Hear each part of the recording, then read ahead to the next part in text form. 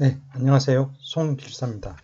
제138회 산림기술사 기출문제 해설 3교시 강의입니다. 1번 문제에서 벌출 작업을 집재 원목의 형태, 접목, 전간, 단목에 따라 각각의 벌목, 집재, 조제 방식 및 특성에 대하여 설명하라. 그다음 2번 산지침식의 개념을 쓰고 산지침식의 원인에 의한 분류 중 물에 의한 침식과 중력에 의한 침식을 구분하여 각각 종류를 들고 설명하라. 3번 산림의 생태계 서비스 평가 방법을 설명하라. 4번 지속 가능한 산림자원 관리 지침 중 산림의 기능 구분별 목표 산림을 설명하라. 5번 복층림의 조성 방안을 설명하라. 6번 조림 설계 감리 및 사업 시행 지침에 따른 안전관리에 대하여 설명하라는 문제가 각각 출제되었습니다. 먼저 3교시 1번 문제인 벌출 작업을 집재 연목의 형태, 전목, 전간, 단목에 따라 각각의 벌목, 집재, 조제 방식 및 특성에 대해 설명하라는 문제입니다. 목재 수학 작업 시스템의 분류를 보면 벌출 작업의 작업 공정은 크게 벌목, 집재, 조제, 적재의 4가지 공정으로 구성됩니다.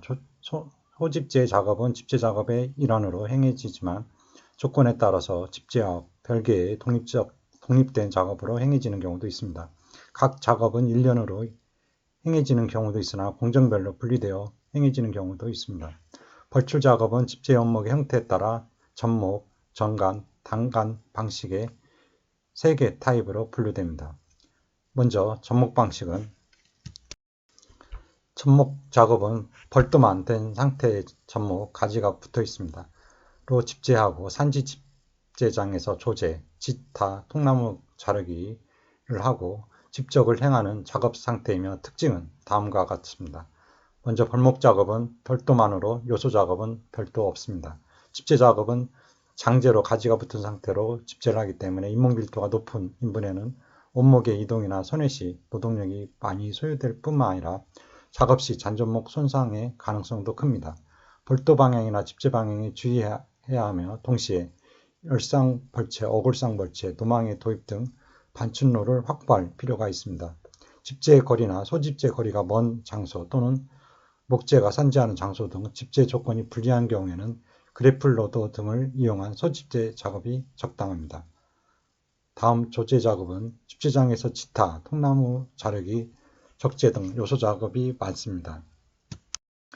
조제 작업은 인도 등 평탄한 장소에서 하야 기계화 작업이 가능합니다. 지타, 통나무 자르기, 적재를 일괄해서 행하는 프로세서의 활용이 유리합니다. 조제, 적재 작업을 동시에 하는 것은 프로세서 작업의 공간이나 집재 원목의 일시 저장 장소, 즉 쌓아 놓을 장소가 필요합니다. 지조나 초도부 등이 집재장에 쌓이기 때문에 지퍼, 목재 파쇄기 등으로 파쇄하여 임지에 환원하는 방법도 고려할 필요가 있습니다. 다음은 전간 방식입니다. 벌목 작업은 벌도, 지타를 하고 전간 상태, 가지가 없는 상태로 집재하여 집재장까지 조제, 통나무 자르기, 적재하는 작업 시스템이며 전간 방식의 특징은 다음과 같습니다. 벌목 작업은 벌도 및 지타를 합니다. 집재 작업은 지조가 없어 접목에 비해서 가볍지만 소집재, 집재 시에는 접목과 같이 반출로의 확보나 잔접목에 대한 배려가 필요합니다. 원목을 전간제로 집재하기 때문에 한 번에 대량의 목재를 정리, 반출하는 것이 가능합니다. 집재 거리나 소집재 거리가 길거나 원목이 산재해 있는 장소와 같이 집재 조건이 불리한 경우에 그래플 로더 등을 이용하여 소집재 작업을 독립시켜서 수행합니다. 그래플 로더는 벌목 후 원목을 집어서 옮기거나 적재하는 데 특화된 산림용 중장비로서 주로 벌채 현장에서 집재, 운반, 상차 작업에 사용되며 집게 형태의 장치인 그래플과 붐과 암이 있으며 상부가 360도 회전이 가능해 좁은 산림 공간에서도 효율적인 작업 동선 확보가 가능한 산림 작업에서 원목을 짚고 옮기는데 특화된 필수 임업 장비입니다. 그림은 그래플 로더의 집재 광경입니다. 조제 작업은 인도 등의 평탄한 장소가 있으면 기계화 작업에 적합하며 프로세서나 그래플톱 등의 사용이 유리합니다. 조제, 쌓기 작업을 동시에 수행하는 프로세서 등은 기계 작업을 할 수 있는 장소나 집재 연목의 임시 저장 장소, 적재 장소가 필요합니다. 다음은 단간 방식입니다. 벌목 작업은 벌도, 지타, 통나무 자르기를 한 후 단간 상태로 집재하여 집재장에서 쌓는 작업 시스템이며 단간 방식의 특징은 다음과 같습니다. 먼저 벌목 작업은 벌도, 지타, 통나무 자르기와 같은 요소 작업이 있습니다. 극경사지, 부정지에서는 가지치기, 지조 제거 등의 많은 노력을 필요로 합니다. 지용 조건이 차량계 기계에 적합한 장소라면 벌도, 지타, 통나무 자르기를 일괄해서 작업하는 하베스터의 활용이 유리합니다. 다음 집재 작업은 원목은 단간 상태이며 차량계 집재 시스템 중 적재형 차량이 적합합니다. 원목덩이가 작고 소집재, 집재 시에 목재의 정리 및 이동이 용이합니다. 견인 방식에 따라 집재나 가선 집재 방법으로도 집재가 가능하지만 한 번에 대량의 원목을 반출하는 것은 어렵습니다. 집재 거리나 소집재 거리가 긴 장소나 원목이 산재한 장소와 같이 집재 조건이 불리한 경우에는 그래플 로더를 사용하는 소집재 작업을 검토해 볼 수 있습니다. 다음 조제 작업은 집재장에서의 조제 작업은 별도 필요 없고 원목을 놓을 공간과 적재할 수 있는 공간이 있으면 충분합니다. 조제를 위한 원목을 일시적으로 저장할 수 있는 장소나 조제 기계의 작업 공간이 필요 없으며 집재장의 면적이 적어도 가능합니다. 이상의 내용은 임업기술 핸드북 1331쪽과 산림공학 입문 333쪽을 참고하시기 바랍니다. 관련 기출문제는 토픽 188번 목재 수학 작업 시스템입니다. 135회 4교시에서 조제 및 집재 형태에 따른 목재 수학 작업 시스템에 대하여 설명하라는 문제가 출제되었습니다. 관련 영상은 토픽별 산림기술사 기출문제 해설 제2편 산림개발 및 보전 제19강 2교시 강의를 참고하시기 바랍니다.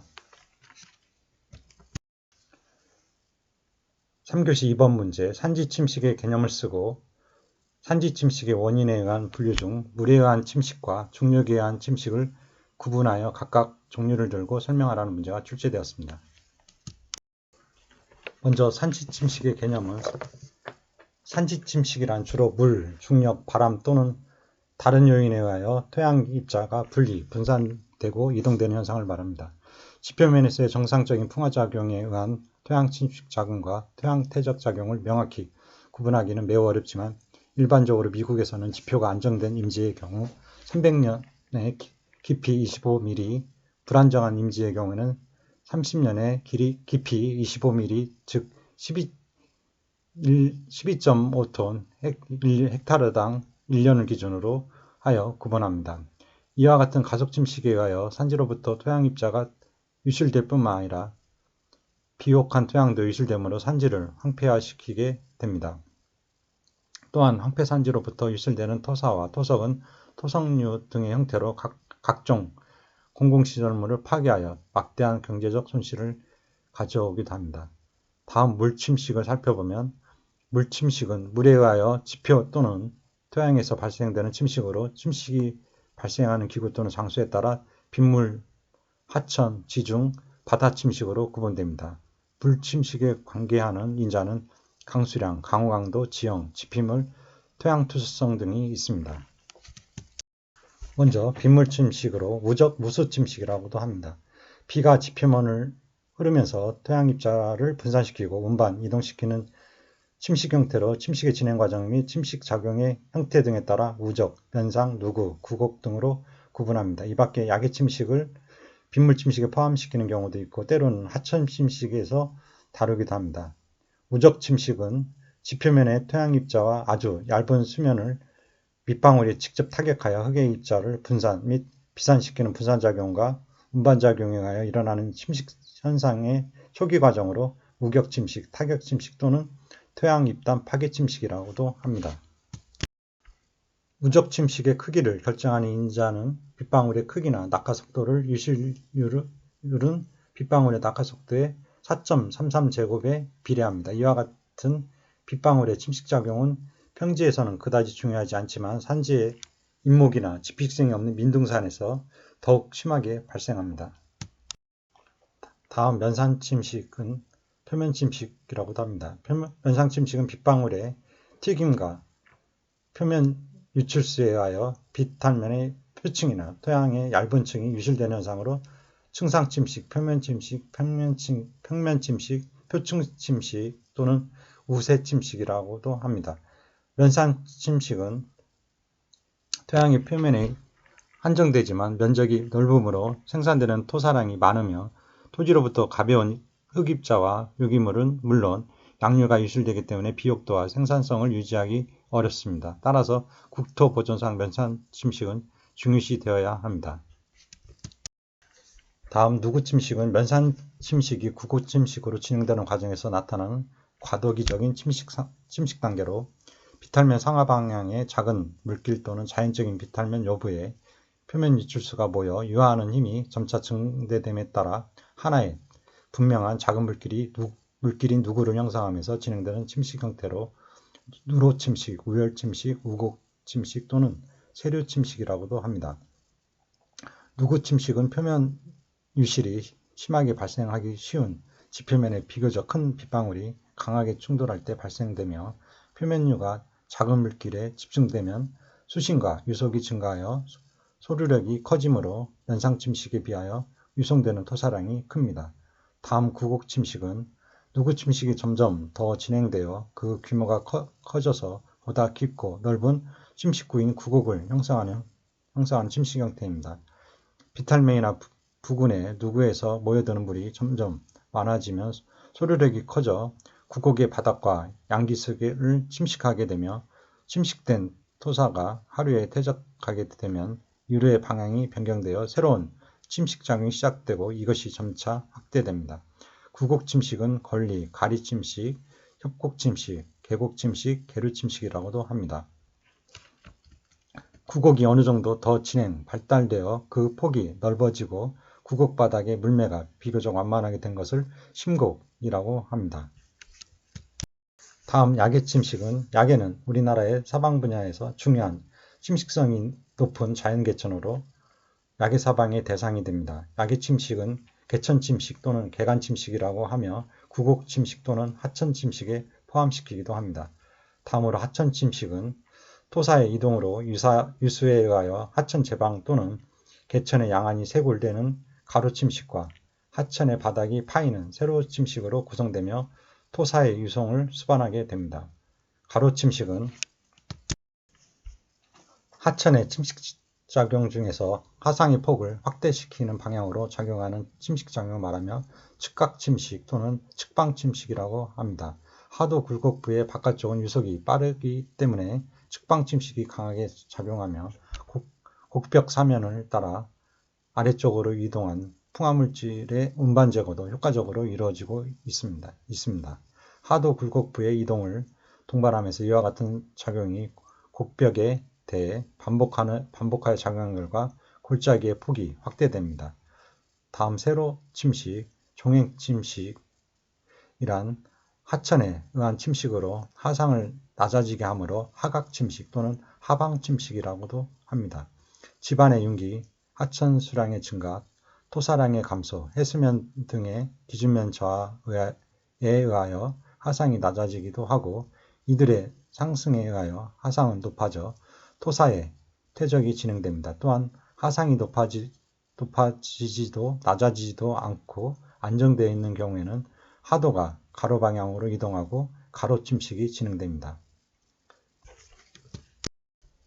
다음 지중침식은 지표면 아래에서 물이 땅속을 통과하게 될 경우 그 통로에 있는 흙을 침식하고 운반하는 것으로 토목공사에서는 파이핑, 펌핑, 보링 또는 퀵샌드 표사 현상이라고 합니다. 지중침식 현상은 산지사방 시설보다는 일반 토목 구조물, 특히 수공학적 공작물의 지하 시공에서 중요시됩니다. 먼저 용출침식은 수위 차이에 기인한 침투 수압에 의하여 일어나는 침식으로 흙입자 사이에 부착력이 없는 모래인 경우에는 침투 수압에 의하여 고수위 쪽으로부터 저수위 쪽을 향하여 흙입자가 압류되어 하류 쪽의 지반이 압력을 받게 되거나 또는 하류 쪽의 지반에 물이 용출하게 됩니다. 각종 사방댐이나 널판 물막이시설 및 하천 제방 등과 같이 용수 및 배수시설을 할 때 수두차에 의하여 구조물 쪽에 침투수가 나타납니다. 다음 지중침식은 주로 점성토 등 난투수성 지반에 생기는 것으로 지반 내에서 강도가 약한 곳이나 모래 성분이 많은 개수에 있어서 침투수에 의하여 토양 입자가 유실되어 지반 내에 파이프 모양의 물길이 생겨 이동하는 토사가 물로 함께 분출되는 현상을 말합니다. 파이핑이 발생한 개소는 동수불매가 커져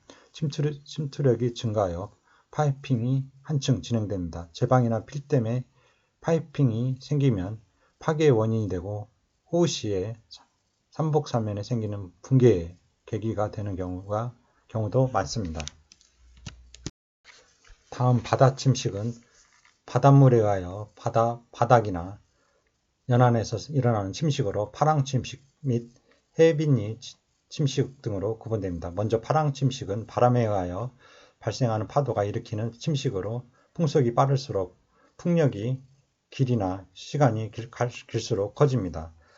파랑침식은 파고, 파장, 파도의 주기, 방향, 파양불매, 재현시기 등의 영향을 받으며 해안방제림 조성 및 설계에는 유입파, 최고파, 10분의 1 최대파 및 평균파 등이 사용됩니다. 유입파고, 최고파고, 10분의 1 최고파고 및 평균파고 등의 상호관계는 H 10분의 1, 1.27, H 3분의 1, H 3분의 1은 1.60, H 민, T 10분의 1은 T 3분의 1입니다. 해빈류 침식을 보면 파동 운동에 의하여 파도가 연안에 전파된 후 쇠파되면서 공간적으로 불균일하게 일으키는 침식으로 연안류에 의한 침식과 이안류에 의한 침식이 있습니다. 연안류 침식은 정선 방향으로 거의 일정하게 파도가 치면서 일으키는 침식이고 이안류 침식은 파도가 정선에서 바다를 향해 파세대를 빠져나가 수심이 깊은 지역에 도달하는 과정에서 발생하는 침식입니다. 이안류는 파랑의 불균일성, 연안류의 전단 불안정 또는 해빈 역학계의 불안전성에 의하여 발생할 가능성이 높다고 알려져 있습니다. 다음 중력 침식은 유수나 바람과 같은 외력에 의한 것이 아니라 중력에 의하여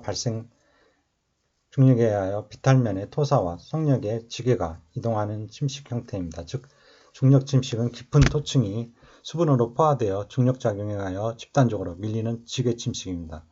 중력 침식은 붕괴형 침식, 산사태, 산봉, 복락, 포락, 암석복락, 지활형 침식, 땅밀림, 동상 침식, 빙상 동결 융해 침식, 유동형 침식, 암설류, 토성류, 토사류, 이류, 유목 등이 있습니다.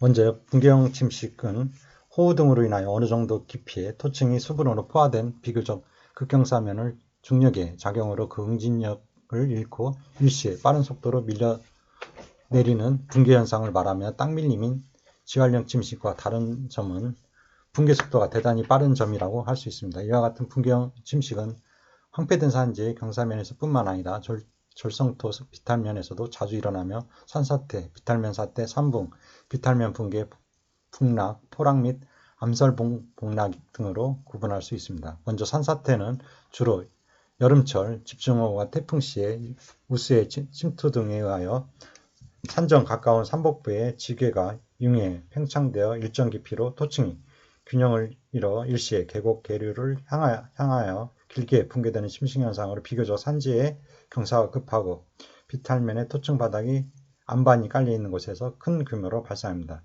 10년 단위의 연평균 산사태 발생치를 보면 1970년대 289헥타르, 1980년대 231헥타르, 90년대 349헥타르, 2000년대 713헥타르로 2000년대에 들어 발생 면적이 급격히 증가하고 있습니다. 다음 산봉은 발생기구는 산사태와 유사하지만 발생규모가 작아 소형 산사태라고 합니다. 산봉은 주로 산복의 중부 이하인 산록부에서 발생하며 북락 또는 포락의 형태와 연결되기도 합니다. 우리나라에서는 산분과 북락을 합해 산지붕괴라고도 하고 또한 단순히 산사태라고도 합니다. 북락은 주로 집중호우 융설수에 의하여 토층이 포화되어 비탈면의 지게가 균형을 잃고 아래쪽으로 무너져 떨어지는 중력침식의 형태입니다. 일반적으로 무너진 지게는 그 비탈면 하부나 하단부나 성각부에 쌓여 있는 경우가 많고 북락된 지표층은 주름 모양의 형태를 띠게 됩니다. 포락은 비탈면 하단부를 흐르는 개천의 가로침식에 의하여 무너지는 침식 현상으로 발생 부위가 반드시 위수와 관계되며 침식, 붕괴된 물질은 퇴적되지 않고 대부분이 위수와 같이 유실된다는 것이 특징입니다. 암설 북락은 토석이 산지 비탈면에서 중력의 작용에 의하여 토석 더미가 붕괴되는 침식 현상으로 과거에 산사태가 발생하지 않은 신선한 안반에 이루어지는 산사태입니다. 진화 순서에 따라 안반사태, 유년형, 풍화암사태, 청년형, 붕괴토사태, 장년형, 점질토사태, 노년형으로 분류됩니다. 사면 붕괴의 전조현상을 보면 먼저 사면에 균열이 생깁니다. 사면 내부의 지하수위 상승에 따른 압력의 증가에 의하여 결합력이 저하되어 사면의 약한 부분에 변이가 생기는 현상입니다.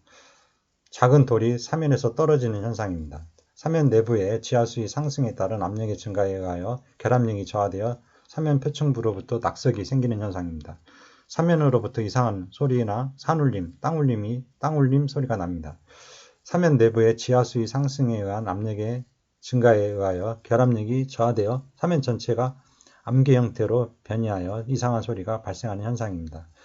사면이 도출되는 전조현상은 사면 내부의 지하수위 상승에 의한 압력의 증가에 의하여 결합력이 저하되어 사면에 변이가 생기는 현상입니다. 평소 맑았던 용수가 탁해지고 용출이 나타나는 현상은 집안 내부에 새로운 물질이 형성되거나 지하 수량이 증가되어 침식량의 증대 때문에 나타나는 현상입니다. 용수량이 급격히 변화되는 현상은 집안 내부에 새로운 물질이 형성되거나 지하 수량이 증가되어 침식량의 증대 때문에 나타나는 현상입니다. 다음 지하령 침식은 토층이나 암설층이 지하수 등에 의하여 땅속의 전단 저항이나 점착력이 약한 부분을 따라 상층부의 지게가 천천히 아래의 비탈면을 향하여 중력작용으로 활동하고 포행 이동하는 현상으로 이는 산지의 극형사면에서 토층이 주로 호우 등에 의하여 급격히 북락되는 산사태와는 구별이 됩니다.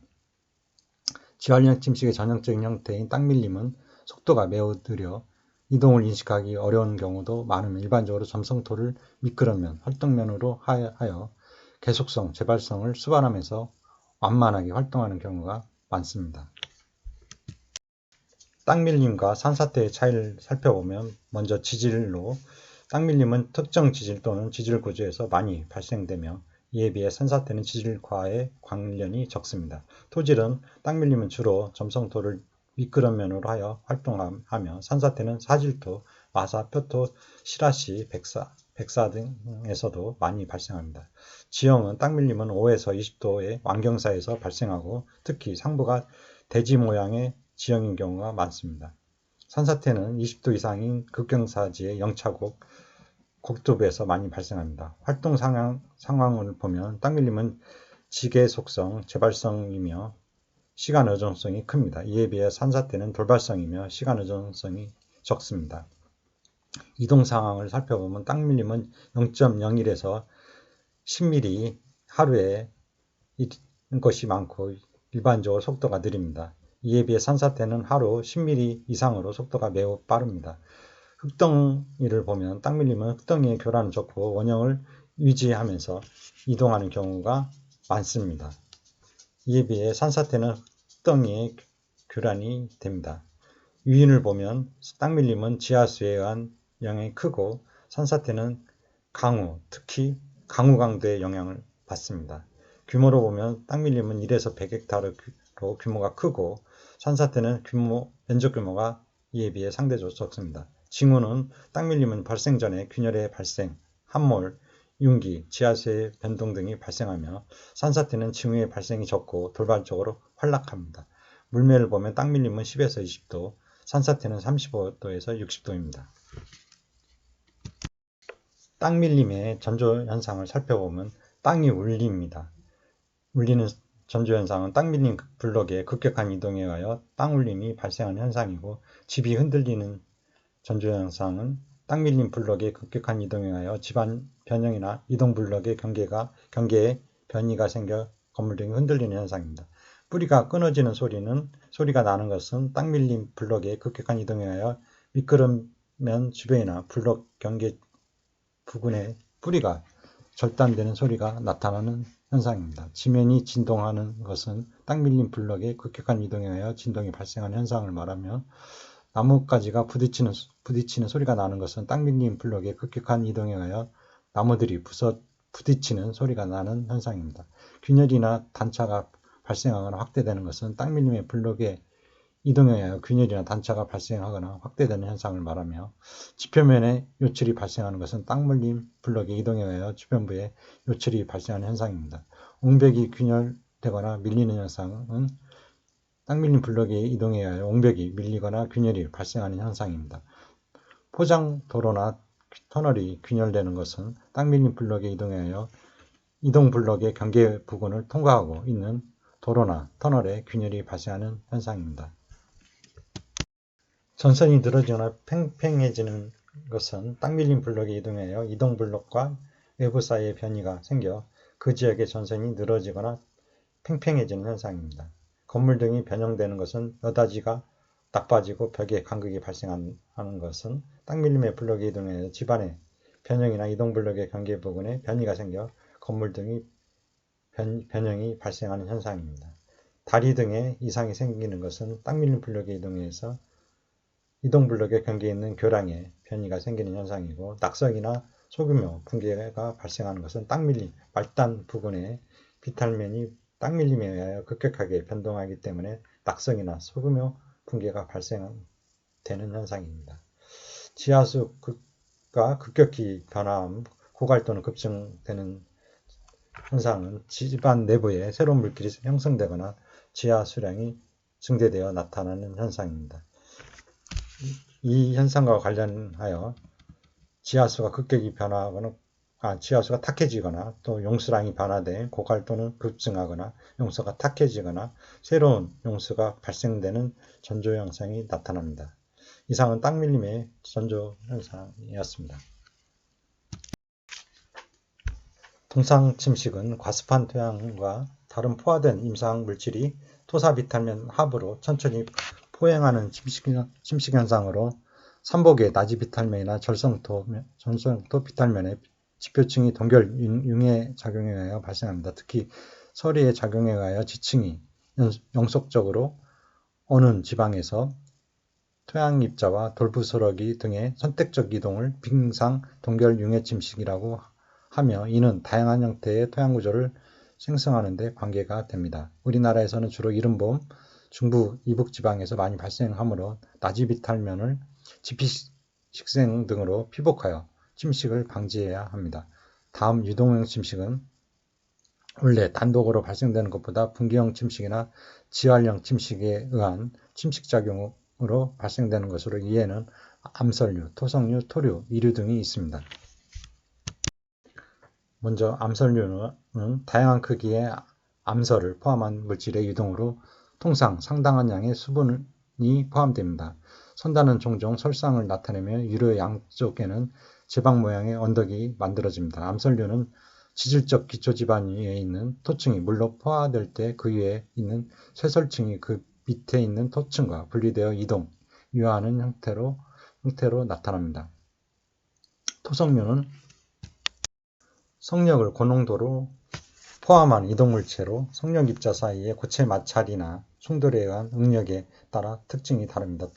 토성류는 역학적으로 측류로 취급되지만 토성류의 유량이나 토사 농도 등이 일정한 상태에서 토사의 입경만이 작아져서 난류 상태, 이류로 전이되는 경우도 있으며, 속도는 규모에 따라 다르지만 시속 20에서 40km로 한순간에 민가나 농경지 등을 파괴합니다. 토성류는 산붕이나 산사태 등과 같은 붕괴작용에 의하여 무너진 토사 또는 괴상에 퇴적된 토사 성력이 개천에 밀려 내려 물과 섞어서 유동하는 형태이며 수량보다도 고용물, 암개, 모표 및 토사 등의 양이 많고 물이 고용물을 유화시키는 것이 아니라 고용물이 그 자중에 의하여 물을 활제로 하여 유화하는 것으로 집합 분반의 형태를 갖게 됩니다. 토성류의 전조 현상을 보면 근처에서 산사태 토성류가 발생하는 것은 주변 사면이나 계류는 지형 지질 강수량이 거의 같으므로 근처에서 붕괴나 토성류가 발생하면 인접 계류에서도 토성류가 발생할 가능성이 높게 나타나는 현상입니다. 잇목에 부러지는 소리나 거력이 이동하는 소리가 들리는 것은 계류의 상류부에서 토성류가 발생하기 때문에 거력이 부딪히는 소리나 잇목이 부딪히는 소리 등이 하류까지 들리는 현상을 말하는 현상입니다. 계류의 유수가 갑자기 흐려지거나 유목 등이 유출되는 것은 계류 상류부에서 토성류가 발생하여 토사나 도목이 계류에 유입될 때 나타나는 현상입니다. 토성류가 발생할 가능성이 높습니다. 강우가 계속되고 있지만 수위가 급격히 감소하는 것은 계류의 상류에서 붕괴가 발생하여 하도가 폐기되면 천연댐이 형성되어 계류수가 저류되기 때문에 나타나는 현상으로 천연댐이 붕괴되어 토성류가 발생할 가능성이 높습니다. 이상한 산울림 소리가 나는 것은 사면 내부의 지하수 상승으로 압력이 증가하면 결합력이 저하되어 사면 전체가 암계로 변이 이동하여 산울림이 생기는 현상으로 붕괴가 발생하여 토성류 발생으로 이어질 가능성이 높습니다. 이상한 냄새, 흙냄새, 물건이 타는 냄새, 시큼한 냄새, 나무 냄새 등이 나는 것은 계류의 상류에서 붕괴 등이 이미 발생하여 거력끼리 부딪힐 때 나는 냄새, 붕괴 토사에 의한 흙의 냄새 또는 붕괴에 따라 발생한 유목의 냄새 등이 나는 현상입니다. 계류 부근의 사면이 붕괴되거나 낙석 등이 발생하는 것은 계류 주변의 사면이 붕괴되기 쉬워지는 현상으로 대규모 붕괴가 발생한 경우 토성류 발생의 계기가 됩니다. 계류 수위가 강수량이 감소되어도 줄어들지 않는 것은 계류에 새롭게 또는 과도하게 지하수가 공급될 때 나타나는 현상으로 토성류 발생의 계기가 됩니다. 다음 토사류는 상부 비탈면으로부터 중력 침식된 토계가 유수와 같이 유화하는 형태로 토성류와 소류 사이의 중간적인 형태를 말합니다. 집합음반의 형태인 토성류와 각계음반의 형태인 소류 사이의 중간적인 이동 형태라는 의미로 소류 상태의 집합 유동이라고도 합니다. 토성류의 유화구간 약 10도 이상의 구배보다 완만한 물매의 토성류 선상지와 같은 토성류의 퇴적 구간에서 나타납니다. 다음 이류란 실트, 점토, 입자 등의 미세한 토사를 대량 함유하고 있는 진흙의 유수로 입체 사이 및 입자 사이의 전기화학적인 힘에 의존하는 유수에 비해 높은 점성계수나 항복 능력 등을 갖는 것이 특징으로 충류가 되는 것도 있습니다. 또한 상대적으로 점성이 작거나 유수 규모가 크면 난류 상태가 되므로 고농도 유수라 하기도 하며 넓은 의미에서는 토성류와 같은 의미로 사용되는 경우도 있습니다. 유목이란 계류나 하천을 유화, 퇴적하는 지름 10cm, 길이 1m 이상의 통나무로 대부분의 경우 인목이나 도목이 사면 붕괴나 토성류에 의하여 유출되지만 목조가옥 등이 파괴되어 유출되는 경우도 있습니다. 유목은 교각 사이가 좁은 교량에 막혀 홍수나 토성류의 범람을 증대시키기도 하므로 이와 같은 재해를 방지하기 위해 계류나 하천에 유목막이나 투과형 댐이 설치됩니다. 계류에 퇴적하고 있는 유목은 하상의 형태를 다양하게 하여 어류의 생식장소를 제공한다고 하는 긍정적인 면도 있습니다. 이목의 기원을 이목의 유출과 과거에 발생한 도목 등의 유출로 나누어 살펴보면 이목의 유출은 이목의 발생 원인으로 사면 붕괴에 동반되는 이목의 활락, 토성류 발생 원에서의 이목의 활락과 유화, 토성류 유화에 동반되는 개상 침식에 따른 이목의 유출, 홍수에 의한 개상 침식에 따른 이목의 유출, 그리고 과거에 발생한 도목 등에 의한 유출은 발생 원인으로 병충해나 태풍에 의하여 발생한 수목의 토성류, 홍수에 의한 유출, 과거에 유출하여 개상에 퇴적되어 있거나 개상 퇴적물의 매몰에 있던 유목의 토성류, 홍수에 의한 재이동, 눈사태의 발생, 유화에 동반되는 도목과 그 후에 토성류, 홍수에 의한 유출 등이 있습니다. 이상한 내용은 신고 사방공학 94쪽과 96쪽을 참고하시기 바랍니다. 이와 관련 기출문제로 토픽 27번 산림의 황폐 원인 및 실태에서 산지침식의 중력 침식입니다. 101회 1교시에서 유동량 침식의 종류 및 특성, 그리고 105회 4교시에서 중력에 의한 토양 침식의 형태 및 유형, 125회 3교시에서 산지 침식 중 중력 침식, 유동량 침식에 대해 설명하라는 문제가 각각 출제되었습니다. 관련 영상은 토픽별 산림교사 기출문제에서 제2편 산림개발 및 보존 제3강 2교시 강의를 참고하시기 바랍니다. 기출문제로 토픽 29번 산림의 황폐 원인 및 실태에서 물침식입니다. 72회 1교시에서 표면침식, 그리고 101회 1교시에서 빗물침식의 진행에 따른 침식 유형, 119회 1교시에서 물에 의한 토양침식 형태 3가지, 137회 2교시에서 빗물침식 과정을 각 단계별로 구분하여 설명하라는 문제가 각각 출제되었습니다. 이와 관련된 영상은 토픽별 산림교사 기출문제에서 제2편 산림개발 및 보존 제3강 2교시 강의를 참고하시기 바랍니다. 3교시 3번 산림의 생태계 서비스 평가 방법입니다. 산림 생태계 서비스 가치 평가의 필요성을 보면 산림이 제공하는 생태계 서비스는 공공재이기 때문에 비경합성과 비배제성이 발생하여 시장 실패로 연결됩니다. 산림은 산소 공급, 아름다운 경관 등 공익 기능을 제공하는데 산림을 소유한 사람뿐만 아니라 지역 주민이나 그 지역에 산림을 방문한 사람들에게도 혜택을 줍니다. 비경합성으로 산림을 여러 사람이 사용할 수 있고 한 사람의 이용이 다른 사람의 이용을 감소시키지 않습니다. 산림의 공익적 기능에 대한 혜택에 대해 비용을 지불하지 않는 사람, 무임승차자에게도 산림이 제공하는 서비스의 편익을 누리지 못하게 막을 수는 없습니다. 비배제성으로 가격을 지불하지 않는 소비자에게도 소비를 배제시키지 못합니다. 산림은 공공재로서 비경합성과 비배제성 때문에 무임승차자가 늘어나고 공공재에 대한 가격을 낮추려고 노력합니다. 그렇게 되면 시장 전체에 나타난 공공재의 수요는 실제의 필요량보다 적게 나타나고 이러한 수요를 믿고 공공재를 공급하면 사회 전체적으로 공공재의 공급량이 부족하게 되므로 자원의 효율적 배분에 실패하게 됩니다. 이러한 공공재의 대표적인 예로는 국방, 경찰, 소방, 도로, 의무교육, 그다음에 공원, 산림 등이 있습니다. 효율적인 산림자원 배분은 외부 경제 효과가 내부화되어야만 달성될 수 있기 때문에 이를 위해서 경제가치 평가가 선행되어야 합니다. 산림 소유자가 산림을 가꾸면서 특별한 보상이나 대가를 받지 않고 지역 주민이나 산림 방문객에게 산림의 공익적 기능의 혜택을 무상으로 제공하는데 이와 같은 편익을 가져다 주는 것을 외부 경제라 하고 이와 같은 외부 효과는 경제적 가치로 평가되어 내부화되어야 합니다.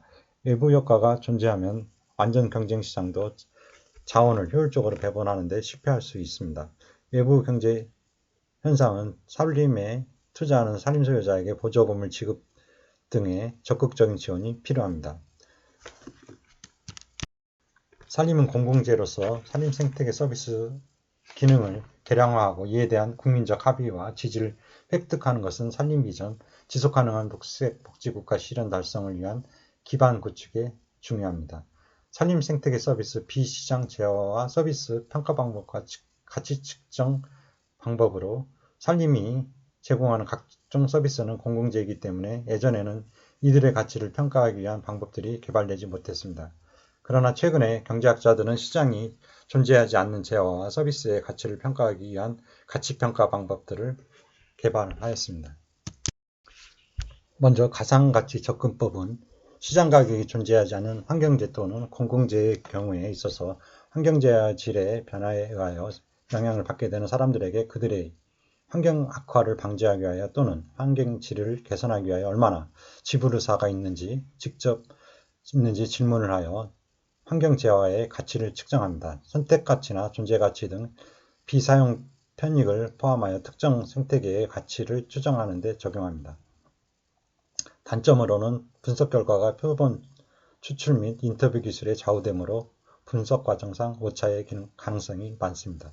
가상가치 접근법이란 용어는 환경질에 관한 시장이 현실적으로 존재하지 않는데도 시장이 존재한다는 가상적 상황 하에서 지불 의사액을 추정하기 때문에 불리어진 명칭입니다. 다음 여행 비용 방법은 목적지에 방문할 때 생기는 여행 경비에 기반을 두어 비시장 재화의 가치를 측정하는 방법으로 흔히 쓰이는 방법 중 하나입니다. 크라스는 이 창안에는 방법으로 레크레이션 이용에 대한 소비자의 간접적 지불의사 표시액을 소비자가 특정 관광자원까지 접근하기 위한 여행 비용이라고 보는 방법입니다. 이 방법은 장소와 관련된 재화와 서비스를 경험하기 위해 여행 비용을 필요로 하는 휴양과 특정 장소 또는 자원과 연계된 활동에 적용되며 자연경관이나 명승지, 레크리에이션 장소, 관광지의 가치 추정에 쓰입니다.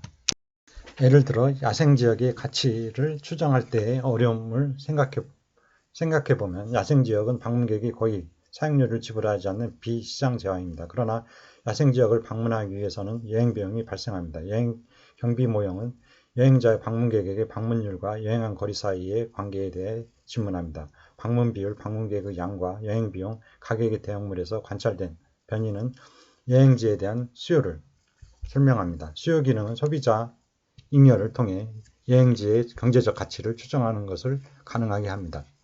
다음 속성 가격 방법은 헤도닉 가격 접근법이라고 하며 재산 가치의 변동이나 차이로 환경재의 가치를 추정하는 방법입니다. 주택가격은 주택 규모나 종류, 통근거리, 시장거리, 대기오염, 소음, 자연경관 등에 따라 재산가치가 다릅니다. 환경오염 방지 같은 환경 서비스는 시장가격이 없어서 직접 평가하는 데 어려움이 있습니다. 똑같은 크기와 조건을 가진 주택이나 공기가 많은 곳과 오염된 곳에 있는 것과의 사이에 가격 차이가 있다면 재산가치의 차이를 깨끗한 환경 서비스의 편익으로 보는 방법입니다. 공기 질의 가치를 추정할 때 우리는 도시지역의 공기질의 수준이 다양함을 알고 있습니다. 만약 주택관리자가 공기질의 다양성을 인지하고 주의를 기울인다면 주택의 가격은 공기질의 차이를 반영할 것입니다. 속성가격 방법은 주택가격과 주택이 위치한 지역에서 이용 가능한 환경적 시설에 대한 정보를 수집할 것입니다. 속성 가격 방법은 공기질의 영향과 주택 가격에 영향을 미치는 다른 요인들로부터 영향을 분리하기 위해 계통적 기술을 도입합니다. 그 후 주택의 판매 가격 중 공기질이 요인이 되는 부분을 추정합니다. 주택 가격과 더불어 관찰된 공기질에 대한 지불의사는 공기질에 대한 수요 기능과 공기질의 상이한 수준과 관련한 소비자 잉여를 계산하는 데 이용됩니다. 다음 컨조인트 기법은 원래 계량 심리학 및 시장조사의 분야에서 발전해온 방법인데 1990년대 들어서부터 환경경제학 분야에서도 연구가 개시되었습니다. 컨조인트법은 CVM과 마찬가지로 선호표명법으로 분류되어 평가 대상에 대한 선호를 응답자에게 직접 묻습니다. 그러나 CVM이 평가 대상의 총가치를 평가하는 데 반해 컨조인트법은 속성별로 가치를 평가할 수 있다는 특징을 가집니다. 예를 들어 산림이나 열대림에 가치 있는 목재 생산, 경관 보전, 유전자 자원, 야생동물 보전, 생태계 보전 등 다양한 가치가 포함됩니다. CVM은 이들의 전체 가치로서 산림이나 열대림의 가치를 평가하는 것은 가능한데 개개의 가치로 분리하는 것은 어렵습니다. 한편 컨조인트법을 사용하면 열대림 가치를 구성 요소별로 분해하여 평가할 수 있으며 CVM과 마찬가지로 생태계 가치 등의 비이용 가치도 평가할 수 있기 때문에 전 세계 연구자가 컨조인트 분석에 주목하고 있습니다. 컨조인트 분석의 특징 중 하나는 프로파일이라 불리는 카드를 사용하는 것입니다. 프로파일이란 일련의 속성에 의해 구성되는 속성 묶음으로 구체적으로 사적재의 경우 특정 상품에 상당하고 환경재의 경우에는 특정 환경정책이 이에 상당합니다. 컨조인트 분석은 프로파일을 응답자에게 보여주고 프로파일에 대한 선호를 묻습니다. 프로파일을 응답자에게 제시하는 방법에는 하나의 프로파일을 제시하여 얼마나 마음에 드는지를 묻는 완전 프로파일 평가형, 두 개의 대립하는 프로파일을 제시하여 어느 쪽이 얼마나 마음에 드는지를 묻는 페어와이즈 평가형, 여러 프로파일을 제시하여 가장 마음에 드는 것을 선택하게 하는 선택형이 있습니다. 다음 대체 비용법은 환경 자원의 손상을 방지하거나 원래 상태로 회복하는 데 드는 비용을 기꺼이 지불하고자 할 때 다른 수단으로 환경 자원의 기능을 대체하는 비용액으로서 환경의 보존 가치를 평가합니다. 예를 들면 산림 공익 기능 평가에서 산림의 토사 유출 방지 기능에 대해 사방댐의 건설비로서 평가하는 것은 대체 비용법에 해당됩니다. 총 지출법은 레클레이션 활동과 관계되어 자주 사용되는데 관광객이 레클레이션에 지출한 총비용, 여행비용, 시설 이용료, 숙박비, 오락비 등을 레클레이션의 가치라고 보는 방법입니다. 그러나 자원의 가치란 총 개념의 가치가 아니라 자원이 없을 경우 상실하게 되는 순가치의 변화분이라고 보아야 합니다. 이 방법은 레클레이션 활동에 지출한 화폐액을 결정하는 데 유용하나 이 지출이 레클레이션 기회의 가치를 나타내지는 않습니다.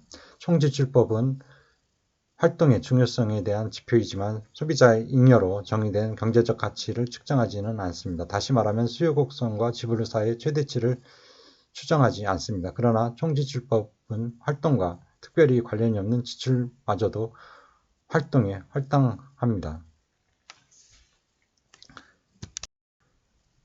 기회비용법은 시장가격이 없는 자원의 편익을 직접 측정할 수 없는 경우에 해당 자원의 타용도에 사용함으로써 얻을 수 있는 수입을 시장 자료로 사용하여 측정함으로써 편익의 대응 변수로 사용합니다. 예를 들면 산림지를 레크레이션 지역으로 하면 목재 및 목초량이 제거되거나 감소됩니다. 인목 및 목초의 순감소는 산림지를 레크레이션 지역으로 설정함으로써 겪는 기회입니다.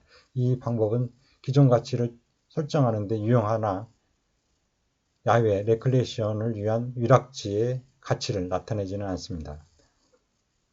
다음 개발비용 방법은 산림 및 레클레이션의 가치를 그 자원을 개발하는 데 투자된 비용이라고 보는 방법입니다. 시장가치법은 관광지의 경우 입장료를 그 자원의 시장가치라고 보는 방법입니다. 산출물의 시장가치법은 레클레이션 행위에서 얻은 산물을 시장가격으로 평가하는 것이 그 자원의 편익이라고 봅니다. 예를 들면 수렵장에서 노획한 꿩, 노루 등의 가치만을 평가하기 때문에 수렵의 주동기인 기분전환이나 레클레이션 구득이라는 점을 도외시합니다. 손실 비용에 의한 평가는 환경 서비스가 시장이 없기 때문에 가치를 측정할 수 없다는 문제점을 이용하여 환경이 파괴되었을 때의 비용을 가지고 환경 가치를 평가하는 방법입니다. 예를 들면 홍수 투자 사업 가치는 최소한 홍수 피해를 막기 위해 들어간 긴급 비용과 피해 복구에 들어간 모든 비용을 합한 것이 됩니다. 한국의 산림 생태계 서비스 기능 개량화 경과 및 가치 평가와 한계를 살펴보면 국립산림과학원에서는 산림이 제공하는 다양한 생태계 서비스 중 개량화가 가능한 수원 함량 기능, 토사 유출 방지 기능, 토사 붕괴 방지 기능, 산림 휴양 기능, 대기 정화 기능, 야생동물 보호 기능 등 6개 기능에 대하여 1987년 기준으로 1989년도에 평가한 후 주요 TV 및 신문 등 언론에 최초로 공포하였습니다. 이후 1990년도에 과학기술적 특정과제를 신청하여 산림의 공익기능 개량화 과제가 채택되어 3년간 38명의 연구자들이 참여하여 이에 대한 연구를 통해 1993년도에 1992년 기준으로 6개 기능에 대하여 평가를 하였습니다. 이후 1997년도에 1995년 기준으로 산림 정수 기능을 추가하여 7대 기능에 대하여 현재까지 8회에 걸쳐 평가를 하였습니다. 최근에는 2010년도에 2008년 기준으로 7개 기능에 대하여 73조 1799억 원으로 산림생태계 서비스를 평가했습니다. 국립산림과학원에서는 2008년부터 2011년까지 3년간 산림청 특정과제로 신규 기능인 생활환경 기능, 산림치유 기능, 생물다양성 기능, 산림경관 기능, 산림조망권 기능, 문화유산 기능 등 6개 기능을 추가하여 연구를 하였습니다. 신규 추가 기능의 대표적인 평가 방법은 의무가치평가법 CVM과 선택실험기법 CE 등 평가 방법을 주로 사용하였으나 전국에 산림에 적용하여 가치를 평가하는 데는 어려움과 한계가 있다고 볼 수 있습니다. 따라서 향후 여러가지 비시장가치 방법들을 전국 산림에 적용하여 산림 생태계 서비스의 가치를 과학적이고 합리적으로 평가하기 위해서는 장기적인 연구가 더 수행되어져야 할 것으로 사료됩니다. 이상의 내용은 임업기술 핸드북 1432쪽과 1435쪽을 참고하시기 바랍니다. 관련 기출문제로 토픽 57번 산림의 공익기능 평가입니다. 95회 1교시에서 산림의 공익적 기능을 가치가 큰 것부터 나열하라. 108회 4교시에서 산림의 공익기능 평가 항목과 평가 방법, 그리고 111회 1교시에서 숲의 공익적 기능의 국민 1인당 평가액이 높은 기능 4가지, 그리고 111회 2교시에서 산림생태계 서비스의 평가 방법에 대해 설명하라는 문제가 각각 출제되었습니다. 관련 영상은 토픽별 산림기술사 기출문제 해설 제3편 산림경영 및 정책 제6강 2교시 강의를 참고하시기 바랍니다. 3교시 4번 문제 지속가능한 산림자원 관리 지침 중 산림의 기능 구분별 목표 산림을 설명하라는 문제였습니다. 숲의 기능 구분과 관리를 보면 21세기의 지구 생태계 변화로 인한 기상재해의 급증, 생물종의 멸종 가속화, 사막화 등이 심해지면서 인류는 숲의 필요성에 대하여 새로운 인식을 하게 되었습니다. 이에 따라 지속가능한 산림경영이 국제적으로 요구되고 산림관리협회 FSC의 산림경영과 목재 인증제의 실시 요구, 기후변화 협약의 제3차 당사국 총회에서 논의되었던 탄소 배출권이 2005년 교토오정서의 발효에 따라 숲에 대한 새로운 패러다임이 현실화되는 전기를 맞았습니다. 이러한 변화에 대응하고자 산림청에서는 지속가능한 산림자원 관리 지침을 훈령으로 2004년에 제정하여 발표하였습니다. 지속가능한 산림자원 관리 지침은 산림을 6대 기능별로 구분하고 구분된 숲에 대한 무육 방법을 자세히 밝히고 있습니다. 지침에서는 모든 기능별 숲이 건강하고 쾌적한 환경을 제공하며 생태적으로 관리되어야 함을 제시하고 있으며 숲의 여러 가지 기능을 부여하고 기능별로 서로 다른 숲 관리의 원칙과 세부 관리 지침을 밝혀놓았습니다. 전문에는 새로운 산림 자원 관리의 필요성에 대한 인식이 임업 분야는 물론 일반 사회로 확산됨에 따라 산림자원 관리에 있어 과거와는 다른 다각적인 시각과 접근 방식이 요구되고 있으므로 산림자원관리의 국제적 패러다임으로 정착되고 있는 지속가능한 산림경영의 원칙에 입각하여 산림이 갖는 경제, 사회, 환경적인 다양한 기능들이 조화롭게 발현될 수 있도록 산림자원의 경영 관리를 해나가야 한다고 규정하고 있습니다. 산림의 기능별 숲가꾸를 보면 산림의 기능 구분으로 생태, 사회, 경제적 수요 충족을 위해 산림자원의 조성 및 관리에 관한 법률에 따라 6개 유형으로 구분하였습니다. 기능별 관리 방향은 산림의 다양한 혜택과 기능이 국민에게 지속적으로 제공될 수 있도록 숲의 특성을 고려하여 구분된 6대 기능에 부합하게 관리하도록 하였습니다. 6대 기능이 최적 발휘되도록 기능별로 차별화된 사업 방식이 적용됩니다.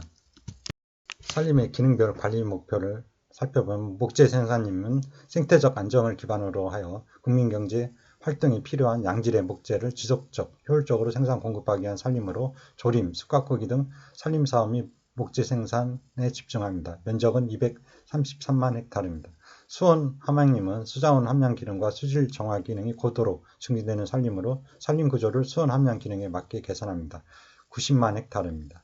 산지재해 방지림은 산사태, 토사유출, 대형산불, 산림병해충 등 각종 산림재해에 강한 산불로 산불, 병해충, 산사태 등 재해 유형별로 집중 관리를 합니다. 51만 헥타르입니다. 자연환경보전림은 산림 내 보호할 가치가 있는 산림자원이 건강하게 보존될 수 있는 산림으로 야생생물, 서식환경 개선 등 생태계 보존을 합니다. 138만 헥타르입니다. 산림휴양림은 다양한 휴양 기능을 발휘하고 종다양성이 풍부하고 경관이 다양한 산림으로 이용자 목적과 숲의 특징에 따라 숲관리 방법을 유형화합니다. 58만 헥타르입니다. 생활환경 보전림은 도시와 생활권 주변의 경관 유지 등 쾌적한 환경을 제공할 수 있는 산림으로 미세먼지 저감, 경관 개선 등 생활권 주변 산림 관리를 실시합니다.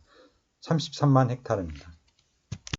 산림의 기능 구분별 목표로 하는 살림을 살펴보면 먼저 목재 생산님은 다음과 같은 목재 생산재를 안정적으로 생산할 수 있는 살림입니다. 먼저 인공림에서 대경재, 중경재, 소경재로 구분하여 대경재는 목표 가슴 높이 지름 40cm 이상으로 문화재, 합판, 단판, 화장 단판, 합판, 고급 재재, 각재, 판재, 구조재, 그다음에 고급 건축재, 가구재, 악기재 등이 있고 중경재는 목표 가슴 높이 지름 40cm 미만에서 20cm 이상으로 용도는 건축재, 소형 가구재, 공예재, 일반 재재, 각재, 판재 등입니다. 소경재는 목표 가슴 높이 지름 20cm 미만으로 가설재, 포장재, 일반 재재, 소각재, 소판재, 펄프재, 칩, 돛밤용 등이 있습니다.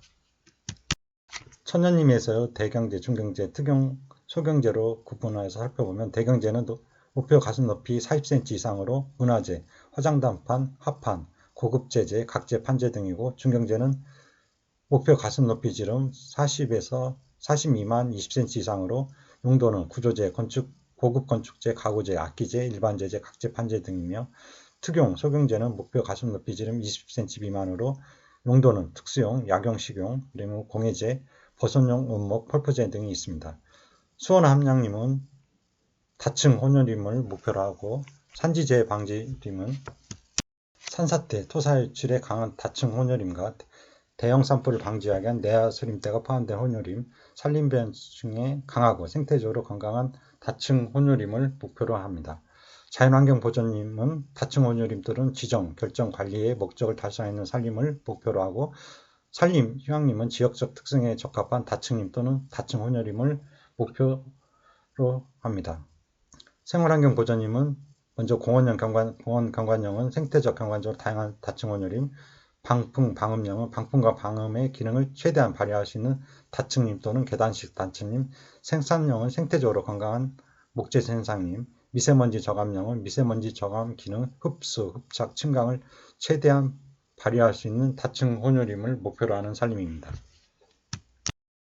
기능별 산림자원 관리의 주요 사항을 보면 먼저 목재 생산임은 양질의 목재 생산과 공급이 관리 목표이고 유형에는 인공림과 천연림이 있습니다. 목표 산림은 우량대경재, 우량중경재, 특용 소경재가 있으며 이에 따른 관리 방법으로는 조림, 숯가꾸기, 수확 및 산물처리 등이 있습니다. 그리고 수원함량림의 관리 목표는 수원함량, 수질정화, 기능 증진이고 목표 산림은 다층 혼혈입니다. 관리 방법으로는 조림, 숯가꾸기, 산물처리, 수확이 있고 산지재해 방지림은 산림재해에 강한 산림이 목표이고 위험급으로는 토사방비, 산사태 우려지, 산화 우려, 침엽수림, 병해충 우려, 단순림이 있으며 목표 산림은 다층 혼혈임과 내화수림대입니다. 관리 방법은 조림, 숯가꾸기, 산물처리, 공익기능 이외에는 벌채를 금지합니다. 자연환경보전님의 관리 목표는 가치 있는 건강한 산림자원 보전이고 위험급은 보전형, 문화형, 학술교육형으로 나눕니다. 목표 산림은 해당 법률의 지정 취지를 살린 산림이고 조림, 숯가꾸기, 산물처리, 지정 취지를 살리는 산림관리입니다. 산림휴양림은 종다양성이 풍부한 특색 있는 산림이고 공간이용과 자연유지 지역으로 구분합니다. 목표는 다층 혼혈임이고 이에 대한 방법으로 조림, 숯가꾸기, 산물처리, 수확 등이 있으며 생활환경보전임은 생활권 주변 쾌적한 환경을 제공을 목적으로 하고 공원 경관형, 방풍, 방음형, 생산형이 있으며 다층 혼혈임, 계단식 다층림, 우량재, 대경산이 각각 목표입니다. 이에는 경관 특색수종, 침엽수 포함 특색수종, 목재생산림이 각각 있습니다. 이상 내용은 공익림 가꾸기 사업 시행기준 2023년 산림청 자료와 조리막 286쪽을 참고하시기 바랍니다. 관련 기출문제로 토픽 62번 산림의 기능별 관리 목표입니다. 120회 3교시에서 산림 기능별 산림자원의 관리의 목표, 유형구분, 목표 산림 및 관리 방법에 대해 설명하라. 그리고 123회 1교시에서 산림의 기능별 관리 목표입니다. 관련 영상은 토픽별 산림기술사 기출문제 해설 제1편 산림조성인포 제7강 강의를 참고하시기 바랍니다. 3교시 5번 문제 복층림의 조성 방안을 설명하라는 문제입니다. 복층림의 정의를 살펴보면 복층림이란 2층 이상의 목본 인간층을 갖는 산림으로 발달 정도에 따라 2단림, 3단림, 다단림, 연속층림, 택벌림 등으로 세분화하고 있습니다. 복층림 시업 숙각국이란 복층림으로 유도하기 위하여 실시되는 시업의 총칭으로 우리나라의 경우 인공갱신 또는 천연림에 의해 조성된 일제림에서 산림을 구성하는 임목의 일부를 벌채하고 인공식재 또는 천연갱신에 의하여 인간층이 2개 이상인 복층림형을 산림을 구성하는 시업으로 정의되고 있습니다. 복층림 조성의 필요성을 보면 일반적으로 우리나라에서 전통적으로 실시되어 온 대면적 개발에 따른 많은 문제점에 대하여 복층림 시업은 비개발적 시업의 대표적인 방법으로 개발에 비하여 수도 보전 기능이나 풍치 보전 기능 등 공익적 기능과 임업 경영상 유리한 장점을 갖고 있습니다. 그러므로 복층림 시업은 산림의 공익 기능과 임산물 공급 기능이라는 양면성에서 가치 있는 생태적인 숙각후의 방법으로 평가받고 있습니다. 복층림 조성 방법으로 먼저 단목 택벌에 의한 조성입니다. 용재 생산을 목적으로 조성된 인분에서 정갱후벌, 갱신을 먼저 하고 벌채를 나중에 하는 방식에 의하여 상층목은 장벌기 유도하며 동시에 수화식재로 임내 갱신을 실시하는 장벌기 우량 대경제 생산시업에서 많이 적용되는 방법입니다. 대상 인부는 임지 조건이 양호하고 집약적인 산림 관리가 가능한 5형급 이상인 임지로 우량 대경제 생산이 가능한 임지와 헥타르당 침엽수림은 300번, 활엽수림은 200번가량의 우량 대경제를 최종 수확할 수 있는 임지입니다.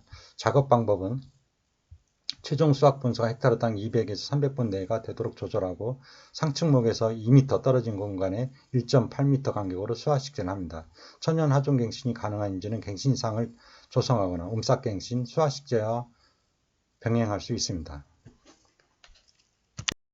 상층목 조절로 소나무, 잣나무, 낙엽송, 전나무, 편백 및 천연 활엽수림에서 상층목을 인분 수확표상 줄임목 분수의 30% 내외가 되도록 조절합니다.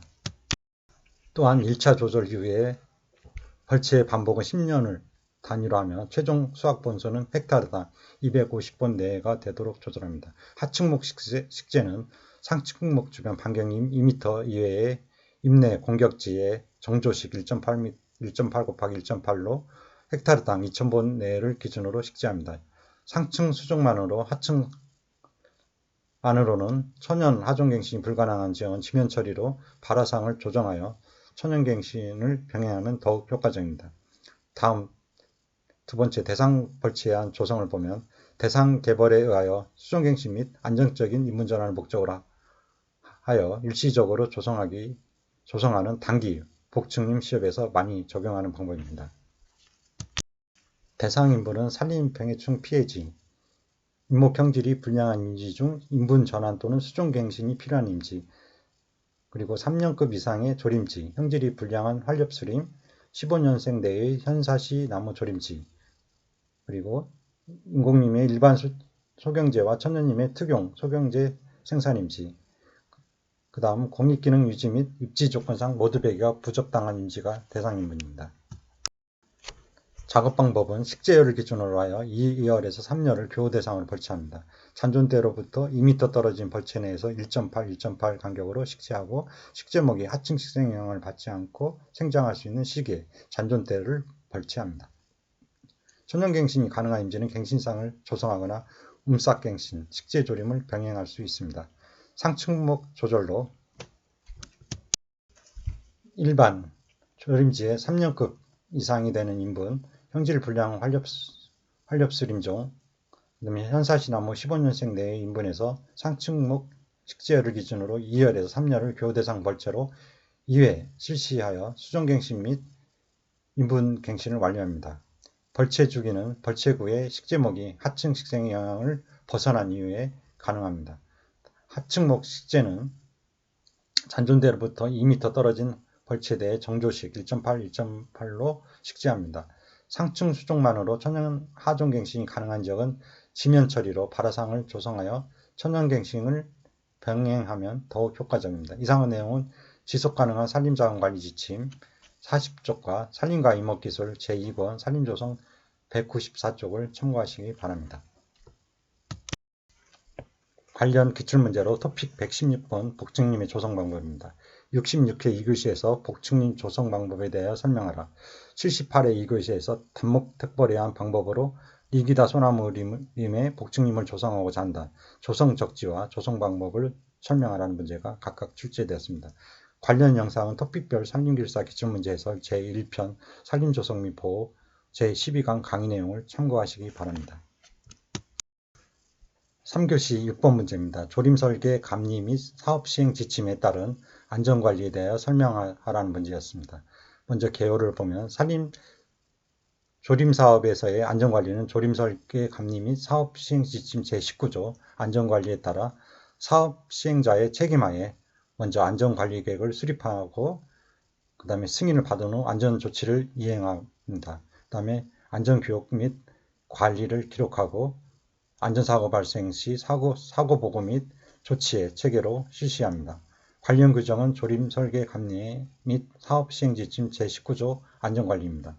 작업원의 안전에 관한 제법규의 운영과 적용은 사업 시행자의 책임하에 이루어지고 전 작업원의 모든 행위에 대한 책임은 사업 시행자에게 있습니다. 사업 시행자는 발주자에게 제출한 안전관리계획서, 산림기술 진흥 및 관리에 관한 법률 시행령 제19조에 따라 착수 전 사업 시행자가 수립하고 발주청은 승인합니다. 안전관리계획서에 따라 다음의 각 호를 포함하여 관련 법규에 따라 안전관리에 관한 조치를 하여야 하며 안전교육을 실시한 경우 별지 서식에 안전교육일지를 기록하여 비치하고 감리원, 감독자가 요구할 경우 제출해야 합니다. 안전관리 조치 내용으로 먼저 작업원 등 작업장에 들어가는 자에 대한 안전장비 착용 의무 여부의 확인, 그리고 두 번째 발화 위험물의 운반, 보관, 사용 등의 안전한 취급, 세 번째 유류, 약재, 체인톱 등 각종 위험물의 사용법 교육, 약재 보관 지역과 사용 장소의 설정과 관리, 넷째 안전사고 예방을 위하여 통행자 또는 작업원의 작업장 내 이동에 관한 교육 또는 확성기, 호루라기 등의 소지 여부를 점검합니다. 다섯 번째, 전기, 하수도 및 통신선로 등 중요 시설에 대한 보호 조치를 하고, 여섯 번째, 구급망, 접이식 들것 등을 비치합니다. 일곱 번째, 그 밖에 안전관리 필요한 사항이나 계약에 제시된 사항을 이행합니다. 산재보험 등 보험가입 내역, 그리고 안전관리비 사용내역서와 안전점검표, 안전교육일지 등을 작업 현장에 보관하고 감리원 또는 감리자가 확인을 요구할 경우 열람할 수 있도록 하여야 합니다. 사업 시행자는 사업 시행 중에 일어나는 모든 안전사고를 감리자와 감독자에게 보고하여 필요한 조치를 취해야 합니다. 안전관리에 대해서 살펴보면 먼저 안전관리의 책임 및 주체입니다. 작업원의 안전에 관한 제반 법규의 운영과 적용은 사업 시행자의 책임하에 이루어지며 전 작업원의 모든 행위에 대한 책임 또한 사업 시행자에게 있습니다. 현장 대리는 악천후 등 야외 작업을 하기 어려운 경우 작업을 중단하고 작업원들을 안전한 장소로 대피시켜야 하며 사업장 간 이동 시에도 안전사고 예방 등 현장 관리에 필요한 조치를 취해야 합니다. 감리원은 안전상 필요한 경우 사업 시행자에게 시정 또는 작업 중지를 명하거나 작업원의 재교육 및 교체를 요구할 수 있습니다. 안전관리 계획 및 서류 비치입니다. 안전관리계획서 수립은 사업 시행자는 조림 사업 착수 전 안전관리계획서를 수립하여 발주청의 승인을 받아야 합니다. 현장 비치 서류는 산재보험 등 보험 가입 내역, 안전관리비 사용 내역서, 안전점검표, 안전교육일지 등을 작업 현장에 보관하여 감독자나 감리원이 확인할 수 있도록 해야 합니다. 주요 안전관리 조치사항은 사업 시행자는 관련 법규에 따라 다음과 같은 안전조치를 취해야 합니다. 먼저 안전장비로 작업원 등 작업장 출입자의 안전장비 착용 여부를 확인해야 합니다. 위험물 관리로 발화 위험물, 유류 등의 운반, 보관, 사용 시 안전하게 취급해야 하며 체인톱 및 약재 등의 사용법 교육과 보관, 사용 장소를 설정하고 관리해야 합니다. 시설 보호는 전기, 하수도, 통신선로 등 주요 시설에 대한 보호 조치를 해야 합니다. 네 번째, 응급구호는 현장에 구급낭, 접이식 들것 등 응급비품을 비치해야 합니다. 사고 예방은 통행자나 작업원의 이동에 관한 교육을 실시하고 확성기나 호루라기 소지 여부를 점검해야 합니다.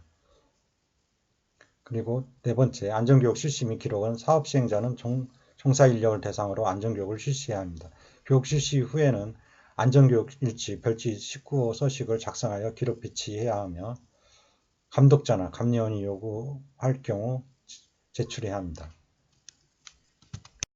사고 보고 및 재해 관리는 사고 보고로 사업 시행 중 발생하는 모든 안전사고는 즉시 감리자와 감독자에게 보고하여 필요한 조치를 취해야 합니다. 재해 관리는 산불 예방 활동을 철저히 하고 진화장비를 구비해야 하며 호우, 태풍 등 기상예보 시 피해 최소화를 위한 응급조치를 해야 합니다.